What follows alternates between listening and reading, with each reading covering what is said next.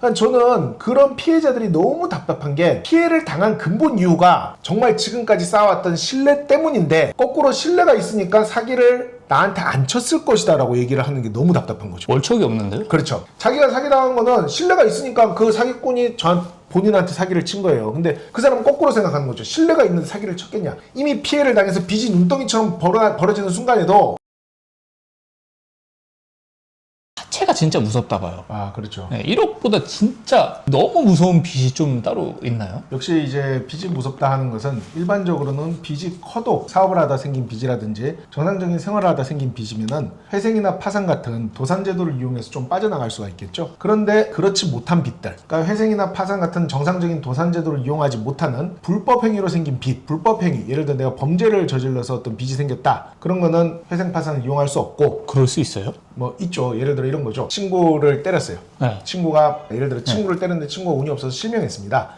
실명을 해서 나한테 민사소송을 걸어서 2억을 배상하라는 판결이 나왔습니다. 이런 거는 회생파산으로 없애거나 조정이 안 됩니다. 그거는 불법행위 채무기 때문에 죽을 때까지 갚아야 돼요. 그런 거 말고 또 사업을 하다가 망하면 파산을 하면 그만이지만 그 과정에서 생긴 세금, 국세청이 가지고 있는 채권, 이런 것들도 빠져나갈 수 없고, 또 사채빚도 원래 정상적으로는 소송이라든지 회생파산 제도를 이용할 수 있지만 그런 걸 아예 뛰어넘어서 추심을 해버리는 그런 불법 사채업자다. 이런 빚은 액수랑 상관없이 제일 무서운 빚이죠. 사채가 무섭다고 하잖아요. 예. 근데 사채가 왜 무서운 거예요? 제가 말씀드린 것처럼 예를 들어 은행빚 같은 경우에는 이 빚이 생겼어도 내가 도저히 갚을 수 없는 상황이 되면은 회생이나 파산 같은 도산제도를 이용해서 채무를 조정을 할 수가 있어요. 네. 근데 사채는 일단 이율이 법정 이율보다 훨씬 높은 연 100%, 연 700% 이런 이율이 너무 높아서 빚이 눈덩이처럼 불어나는 데다가 이런 불법 사채의 경우에는 법원의 판결도 무시하고 그냥 계속 빚을 받으려고 독촉을 하기 때문에, 예를 들어 제가 변호사님한테 1,000만 원 빌렸어요.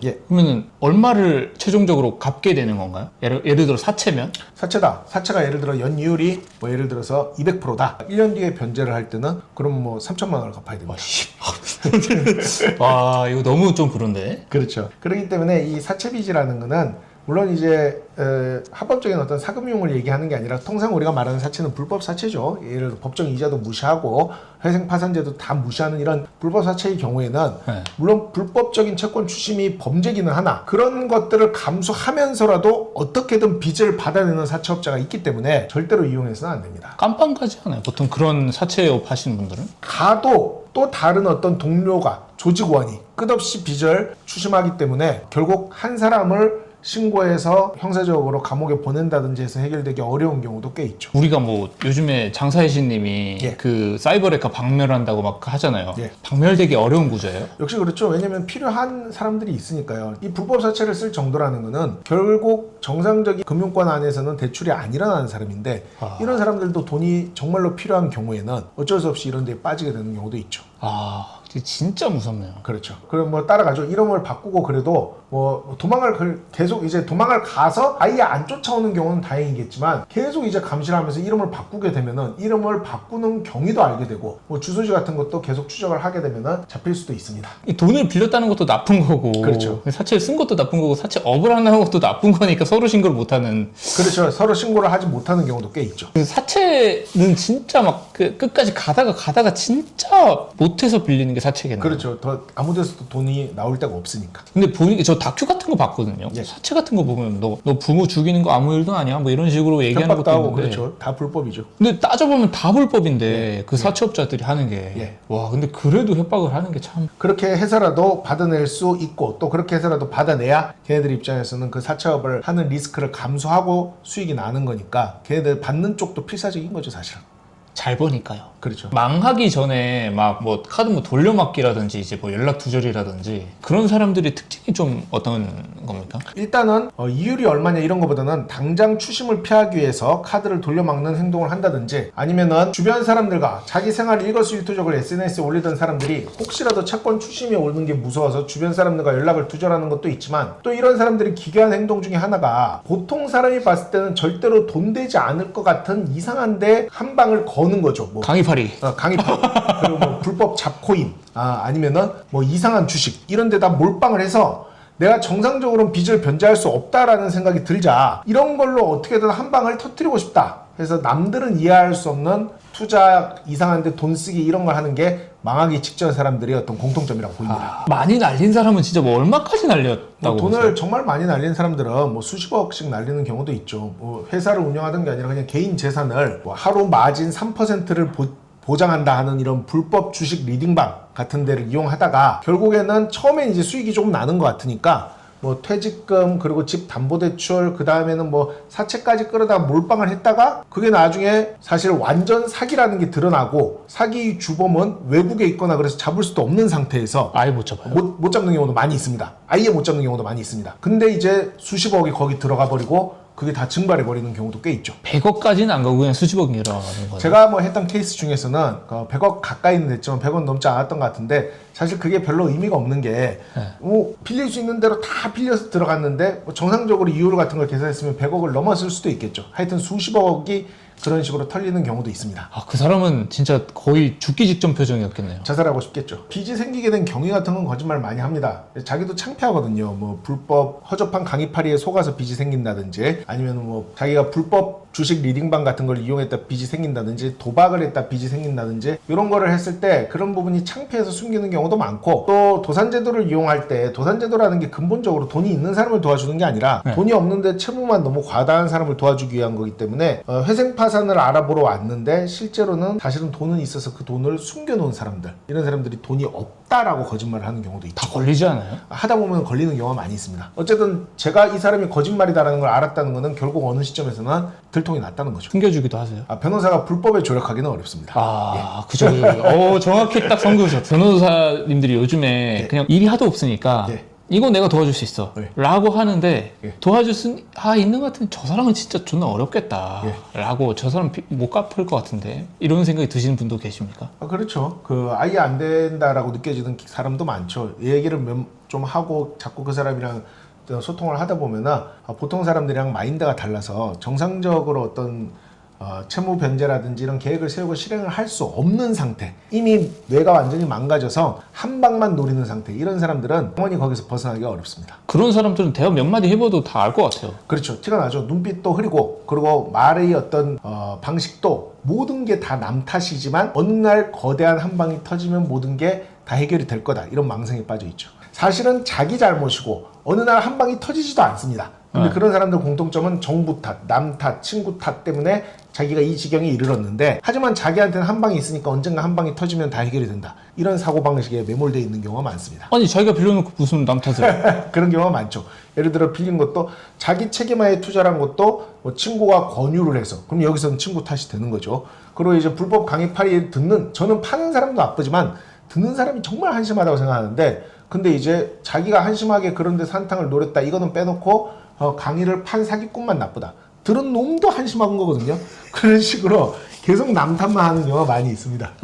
게임 같은 것도 아이템 막 저도 질렀던 적이 있거든요. 근데 그게 솔직히 고가예요. 그렇죠. 근데 그거를 알고서 질렀거든요. 근데 그 도박하는 사람들 진짜 그런 걸 뭐 막 빚진 사람들 몰라서 그럽니까? 진짜 알고서 그럽니까? 알면서도 이게 사람의 호르몬 작용이라고 하는데요. 이런 어떤 사행 심리 같은 게 생길 때는 그 뇌에서 그런 지르는 순간에 도파민이 터지기 때문에 자꾸 지르게 되고 그 도파민을 계속 유지시키기 위해서 돈을 또 쓰고 또 쓰고 또 쓰고 하는 그런 상태에 빠진다고 하더라고요. 이 사람은 진짜 구제불능이다 싶었던 사람도 있나요? 제가 아까 얘기한 것처럼 어떤 사람들이 정말로 구제될 수 없냐면은 남들이 봤을 때는 명백히 안 되는 게 될 거라는 확신에 차 있는 사람, 근데 지금 자기가 종잣돈이 없어서 혹은 지난번에 운이 없어서 안 됐지만 이런 식의 어떤 도박이 됐든 주식이 됐든 이걸 계속하면은 그걸로 자신이 모든 손해를 한꺼번에 메꿀 수 있다고 확신하는 사람들, 이런 사람들은 안 됩니다. 답답해서 한마디 하실 것 같은데요. 나가라고 아예 말이 안 되는 경우에 다른 변호사를 알아보라고 하는 경우도 있죠. 선생님이 얘기하는 거는 말이 안 되는 소리다 그러면은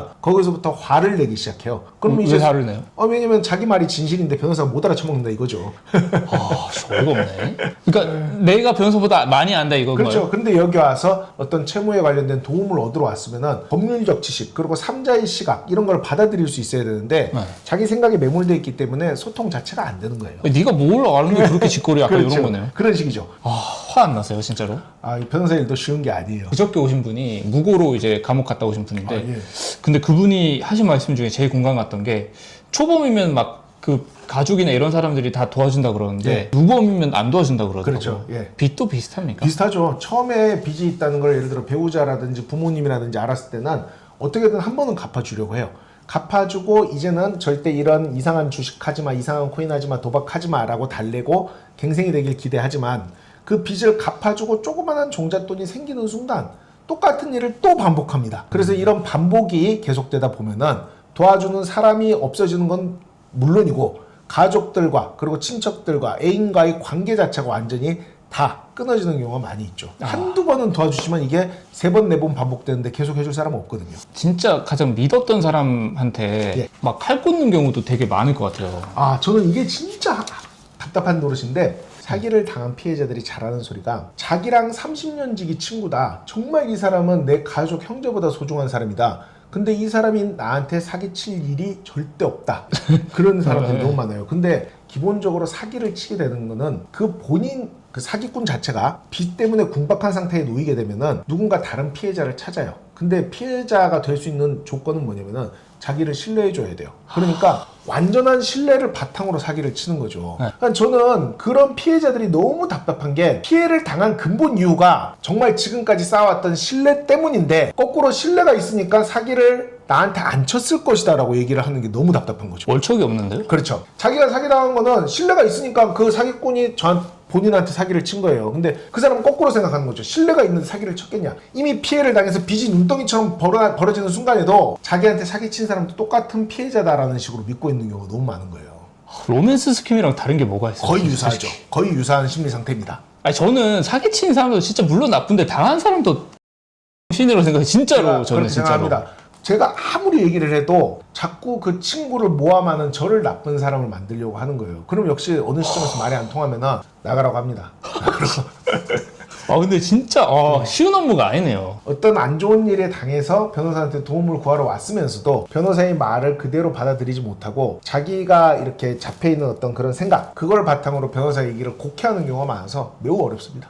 제가 나한테 그럴 리 없어. 그렇죠. 이런 답답하네요 진짜로. 그런 것 같아요. 그러니까 사회초년생이 카드빚 있잖아요. 그걸로 시작해서 진짜 빚쟁이 되는 경우도 좀 있는 것 같아요. 그러니까 이 카드라는 건 일단 제가 아까도 말씀드렸지만 당장 쓸 때는 그게 큰 부담이 되지 않는다라고 느껴지기 때문에 초기에 빚에 빠지게 되는 어떤 하나의 그런 매개가 되는 게 카드 할부인 경우가 많이 있죠. 엄청 공감합니다 진짜로. 그거 한번 지르기 시작하면은 이거 10만 원짜리인데? 이러면서 그렇죠. 막 그렇게 해서 빚쟁이로 되는 거죠. 많이 있죠. 파산 신청하면은 인생 끝난다고 생각을 해서 빚쟁이로 이제 도망다니는 사람은 진짜 결국에 진짜 어떻게 된다라고 보십니까 진짜? 그 회생 파산을 신청하는 게 인생이 끝나는 게 아닙니다. 제 주변에 정말 지금 돈을 잘 버는 친구가 있는데 그 친구도 옛날에 다 개인회생 했던 친구예요. 이 개인회생이라는 제도 자체가 합법적으로 생긴 채무는 언제든지 국가와 법원이 개입을 해서 조정을 해주는 제도지 사람 인생을 망가뜨리는 제도가 아니라는 거죠. 근데 거기에 대한 올바른 이해 없이 회생이나 파산을 하게 되면은 뭐 인격적, 사회적으로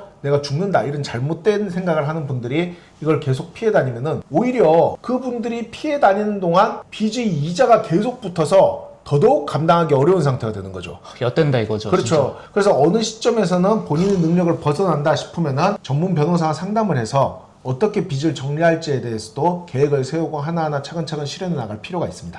근데 그런 사람 특징이 나는 아니야. 그래도 나는 이 정도면 뭐 갚을 수 있어. 이렇게 생각하는 것 같은데 갚을 수 있다라고 생각했을 때 본인이 갚을 수 있다는 게 정말로 변제 계획이 제대로 서 있으면 괜찮은데 많은 분들은 제가 얘기한 것처럼 변제 계획을 세우고 그걸 차근차근 해나갈 수 있는 능력이 있으면 괜찮은데 그런 상태가 아니라 이상한 거 한탕에서 이거 다 해결할 수 있어 라는 식으로 생각하는 분들이 많다는 게 문제라는 거죠. 세상에 어떤 한방이라는 건 없습니다. 그리고 누구든지 같이 저랑 공감하면서 그 사람 한심해 라고 하는 분들 많이 계실 거예요. 그런데 정말 그 상태에 내가 빠져 있지 않은지 한번 객관적 입장에서 생각해 볼 필요가 있어요. 내가 친구한테 속았는데 친구를 마냥 믿고 있는 건 아닌지, 혹은 돌려받지 못할 돈을 친구한테 빌려주면서 언젠간 돌려받을 수 있다고 생각을 한다든지, 혹은 도저히 되지도 않은 잡코인이나 이상한 주식 같은 데 물려 있으면서 이게 언젠가 한 방 터져서 나를 부자로 만들어 줄 거라고 생각한다든지 제발 이런 허황된 생각을 버리고 지금 상태에 대한 객관적인 진단이 필요합니다.